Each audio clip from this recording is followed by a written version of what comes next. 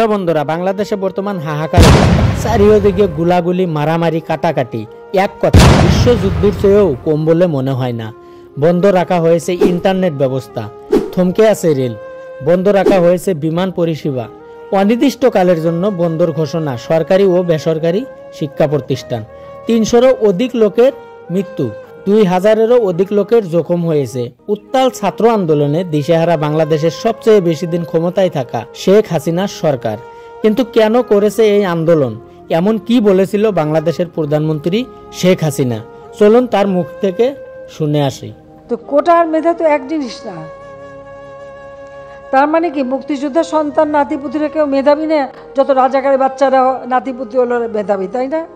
যত রাজাকারের বাচ্চারা। রাজাকার, রাজাকার কে? কে এই রাজাকার? রাজাকার মানে কি? তাহলে শুনুন। বাংলাদেশে সরকারি চাকরির ৫৬% সংরক্ষিত, যাকে বলা হয় কোটা। আর এই ৫৬%-র মধ্যেই মুক্তিযোদ্ধাদের পরিবারের জন্য রয়েছে ৩০%।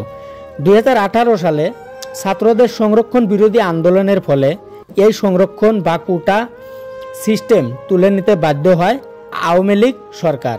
কিছুদিন ভালোই চলছিল, কিন্তু চলতি মাসেই এক মুক্তিযোদ্ধার পরিবারে দায়ের করা মামলায় আবারও হাইকোর্ট হাসিনা সরকারের সিদ্ধান্তকে বেআইনি বলে ঘোষণা করে সংরক্ষণ পুনর্বহনের কথা জানায়, যার বিরোধিতা করে পথে নামে ছাত্ররা।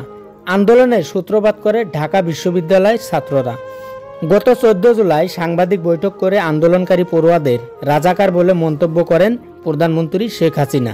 তিনি বলেন, যদি স্বাধীনতা সংগ্রামীদের পরিবার সংরক্ষণ না পায় তাহলে কারা সংরক্ষণ পাবে? রাজাকারেরা। এরপরেই পরিস্থিতি আরও উত্তাল হয়ে যায়।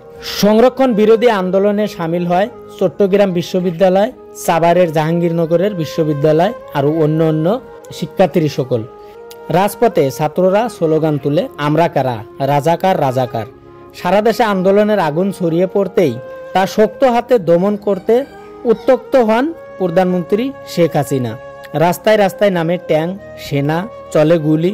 পরিস্থিতি হাতের বাইরে চলে যাবেন বলে প্রধানমন্ত্রী শেখ হাসিনা আন্দোলনকারীদের সাথে আলোচনার প্রস্তাব দেন, কিন্তু পাল্টা ধ্বনি দিয়ে ছাত্ররা বলেন, মানছি না, মানব না। ছাত্রদের প্রশ্ন, রাজাকার কাকে বলা হয়? ১৯৭১ সালে যারা পাকিস্তানকে সহায় করেছিল, পাকিস্তানের হয়ে এজেন্ডা করেছিল, তাদেরকে রাজাকার বলা হয়। হাসিনার মন্তব্যের পর ছাত্রদের একটা স্লোগান, তুই কে, আমি কে, রাজাকার, রাজাকার।